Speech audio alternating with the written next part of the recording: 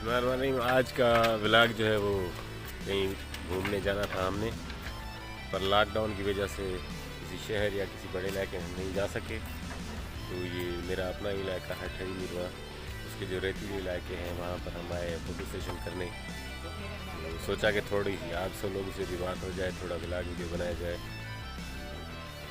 हम यहाँ पर ये देखें, ये थोड़े जंगलात हैं, वहाँ पर हम आए और यहाँ पर पानी भी मौजूद है।